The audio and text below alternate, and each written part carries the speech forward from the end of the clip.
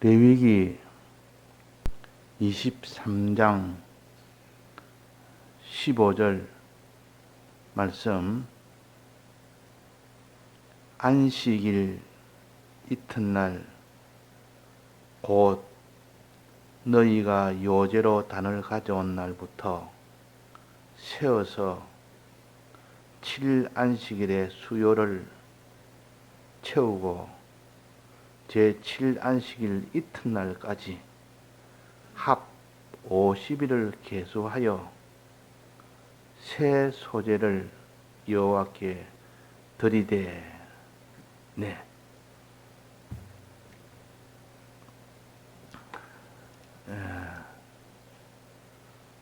우리가 성령을 받고 말씀을 받아야만 주님의 구속의 은혜를 깨달아 알 수가 있습니다. 구속의 은혜를 깨달아 알기 위해서는 진리의 말씀과 성령의 은혜를 받아야 된다, 그 말씀입니다. 그래서 우리는 구속의 은혜를 입혀주셨으니 이제는 이 구속의 은혜를 바로 깨달아 아는 일에 힘을 쓰고 깨달아 알 때 비로소 믿게 되고 믿게 됨으로 행할 수가 있는 겁니다. 그러니까 아는 것이 얼마나 중요한지, 그냥 아는 것이 아니라 깨달아 아는 겁니다. 깨달아 알려면 진리의 말씀과 진리의 영인 성령을 받을 때 가능합니다. 받을 때. 그러면 구속의 은혜 다음에 은혜는 진리와 성령의 은혜입니다. 왜? 구속의 은혜를 깨달아 알게 해주고 믿게 해주고 행할 수 있도록 해주니까. 그 두 번째 은혜는 구속의 은혜 다음으로 진리와 성령의 은혜라 그럽니다. 진리와 성령의 은혜를 주신 절기가 두 번째 절기인 오순절이라 그랬습니다. 오순절. 자, 오순절의 뜻을 우리가 바로 알면 오순절은 어떻게 해야 된다 하는 것을 알 수 있도록 거기에다가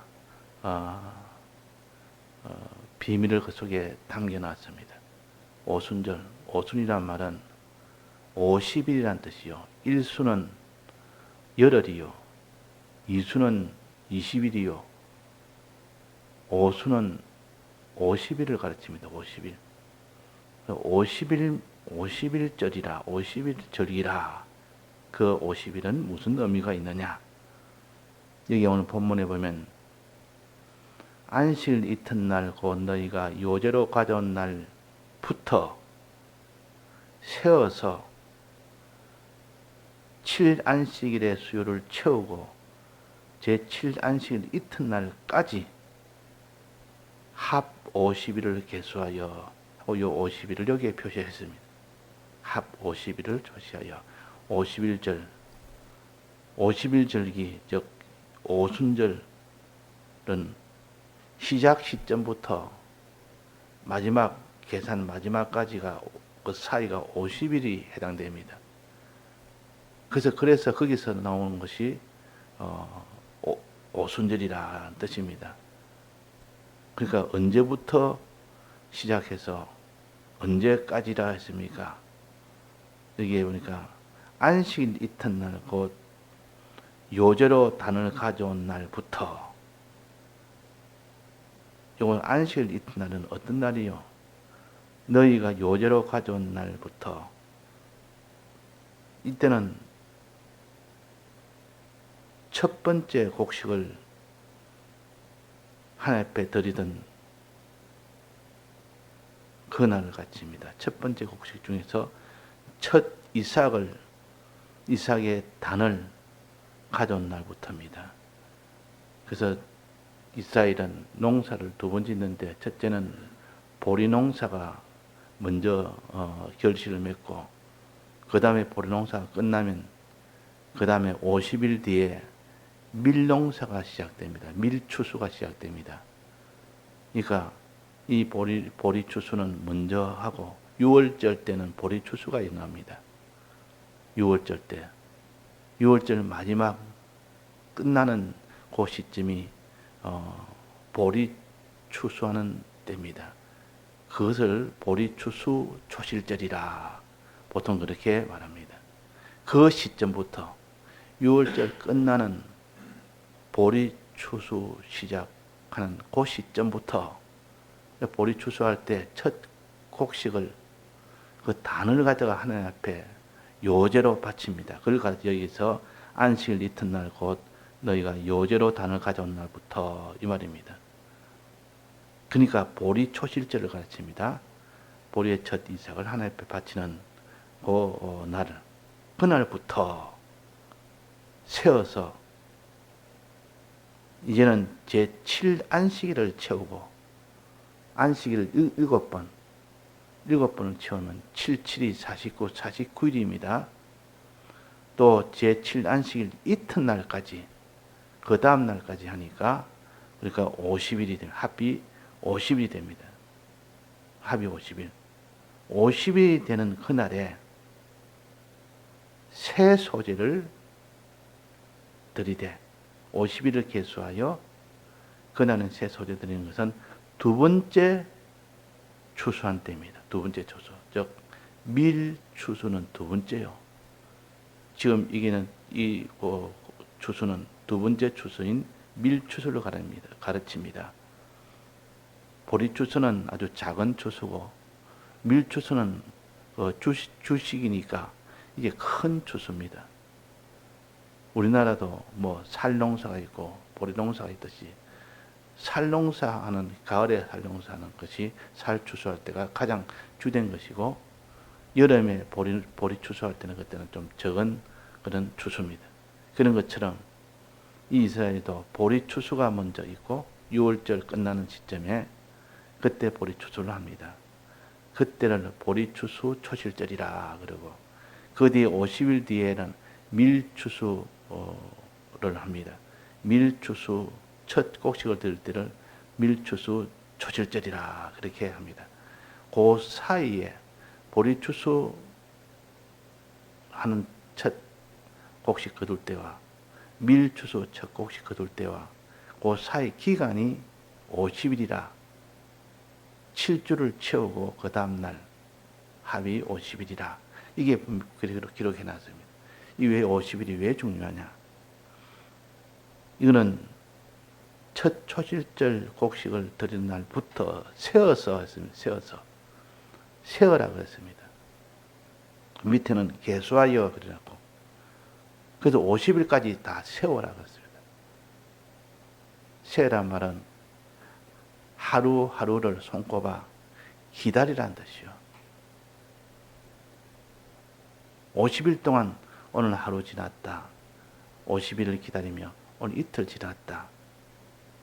이전에 우리 어린 아이 때는 추석과 이 설날은 굉장히 명절이기 때문에 그때는 참 풍성해서 먹을 것과 뭐 또 좋은 옷과 또 그날에는 많은 또 세배를 드리면 그 용돈과 아이들한테는 그렇게 좋을 수가 없습니다. 그래서 그날을 기다리는 야 오늘 몇 반 자면 추석이다. 몇 반 자면 설날이다. 이래가지고 다 손꼽아 기다립니다. 이렇게 기다리듯 그 좋은 날을 손꼽아 기다리는 곳을 가서 세워서 계수하여 센단 말은 손꼽아 기다린다는 뜻이요. 간절히 기다렸다는 뜻이요. 간절히. 이 50이라는 뜻 안에는 오순절이라는 뜻 안에는 기다리는 간절성, 바라는 간절성 이 뜻이 여기에 50일을 계수하여 했습니다. 뭐 때문에 계수합니까? 그냥 그날이 오면 됐지. 뭐 때문에 그날을 이렇게 손꼽아 이렇게 셉니까? 너무 중요하고 너무 좋은 것이 이렇게 올 것이니까 너무 좋으면 그날을 기다리게 되고 그날을 손꼽아 기다립니다. 손꼽아. 간절히 기다린단 말이에요. 간절히. 이 성령의 은혜와 진리의 은혜는 간절히 기다리는 간절성이 있어야 됩니다. 하나님께 바라되 간절함이 있어야 된다. 그랬습니다. 이게 새 소재를 여호와께 드리되 이제 그날이 오면 오순절이 오면 새 소재를 여호와께 드리다. 이 성경에 새 소재란 말은 여기밖에 안 나옵니다. 새 소재. 새 소재. 새 소재는 오순절날에 드리는 소재입니다. 일반 소재는 6월절에는 그냥 소재를 드립니다. 그러나 오순절에는 새 소재를 드립니다. 그냥 소재하고 새 소재하고 어떻게 다르냐? 그냥 소재는 누룩을 넣지 않는 무교병을 드리는 것이 이게 일반 소재로 드리는 겁니다. 그래서 6월절에는 반드시 누룩을 넣지 않는 무교병을 드려야 된다. 그런데 오순절에는 새 소재를 드리라. 그 밑에 보면 17절에 보면 나옵니다. 이는 고운가루에 누룩을 넣어서 구운 것이요. 이건 유교병을 드려야 됩니다. 이게 새 소재예요. 다르지 않습니까? 일반 소재는 반드시 누룩을 넣지 말도록 했다. 누룩은 죄를 가르치고 이 죄가 들어가지 못하도록 그렇게 모든 누룩을 다 제하는 일 해라. 이것이 6월절에는 소재로 드리고 그러나 이 오순절에는 새 소재를 드리라. 새 소재를 누룩을 넣지 않는 누룩을 넣은 떡을 드리라. 이는 유교병을 드리라. 차이가 납니다. 이 유교병을 드리는데 뭐 때문에 유교병은 그러면 이때 누룩은 무엇을 하느냐? 죄를 말하는 것은 아니지 않습니까? 죄를 가지고 드리는 떡을 먹지 말아라.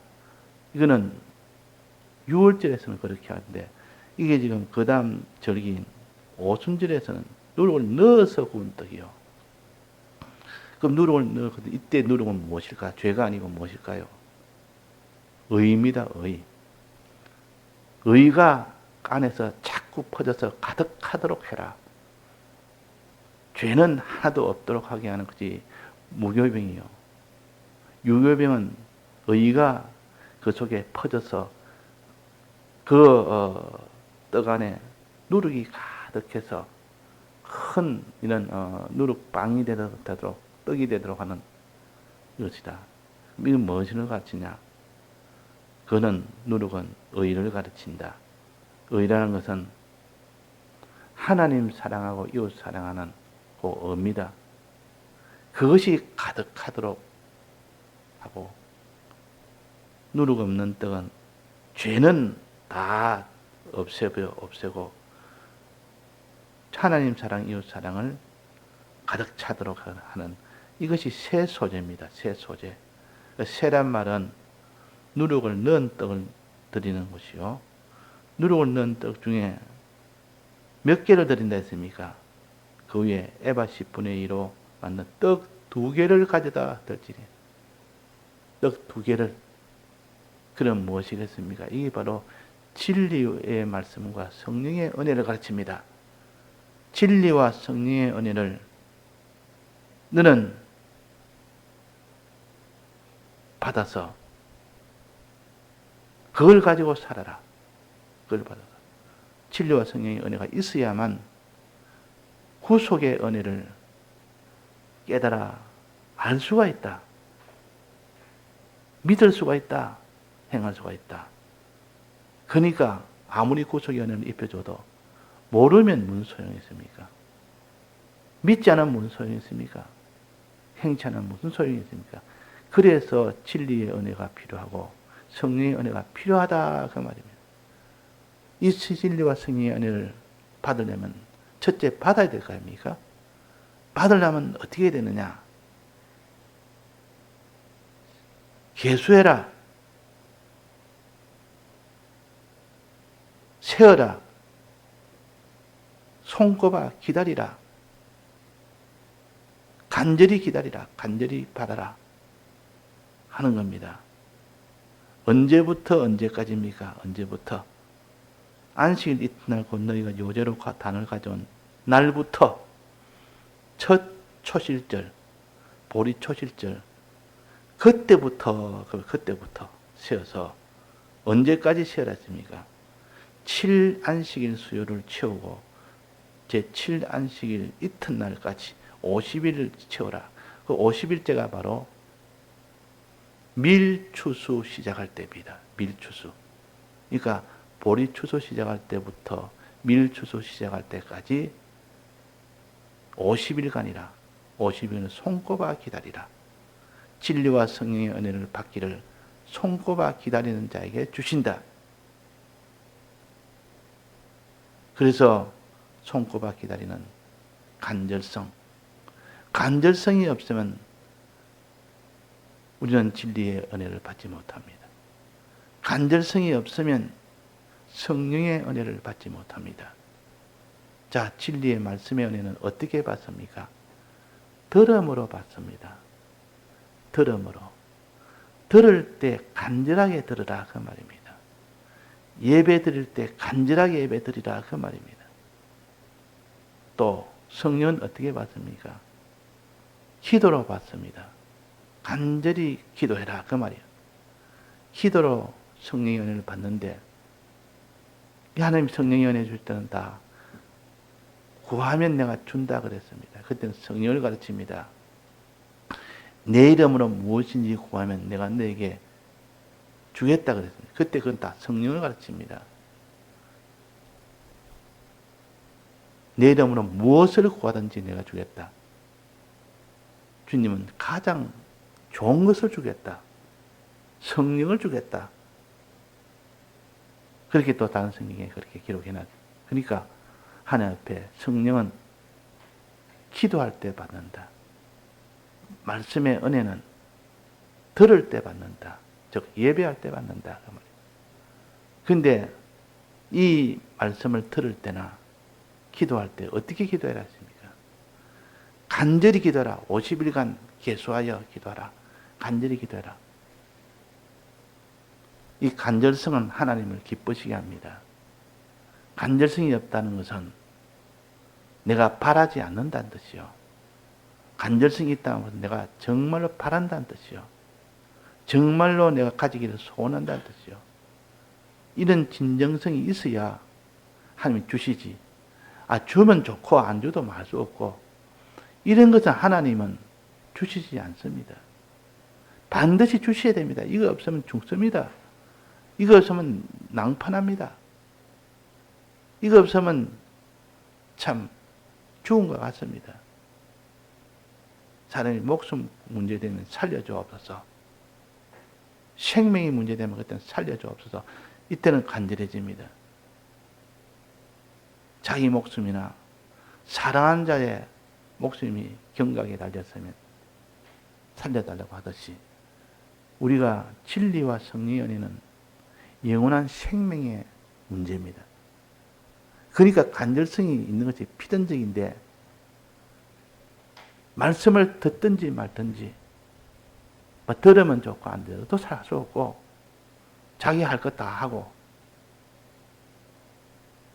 이렇게 말씀을 듣는 데는 진리의 은혜를 받을 수가 없고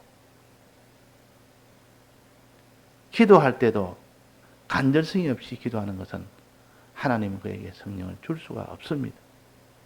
여기에 근거해서 50일간 여기에 계수해라. 이 근거로 50일간 기도할 때 간절히 기도하고 진리의 말씀을 듣는 예배 시간에 간절히 들어야 주겠다는 뜻이요. 주겠다는 뜻이요. 예수님이 십자가에 못 박히기 전에 하루 전에 겟세마네 동산에서 제자들과 함께 갔습니다. 가서 그날에는 그 다음날 있을 십자가 대속을 앞두고 얼마나 고민이 됐던지 고민하여 죽게 될 정도로 고민이 됐습니다. 왜 고민됐습니까? 예수님이 겟세마네 동산에서 왜 고민했습니까? 십자가 대속을 앞에 두고, 즉 가장 큰 일을 앞에 두고, 십자가 대속은 대속을 이루면 택자들이 다 살고, 대속이 실패하면 모든 택자들은 다 사망하게 됩니다. 영원한 사망이 확정됩니다. 그러니까 모든 택자들의 생명이 달리는 이 대속의 날이 그 다음 날인데, 하루 전 이 밤에 여기서 대속을 완성케 할 수 있도록 성령을 구했습니다. 성령의 은혜가 아니면 최종 그런 십자가를 칠 수가 없다는 것을 알기 때문에 그래서 그 기도를 얼마나 간절하게 했던지 땀방울이 핏방울이 될 만큼 그 정도로 간절하게 기도했다. 표시했지 않습니까?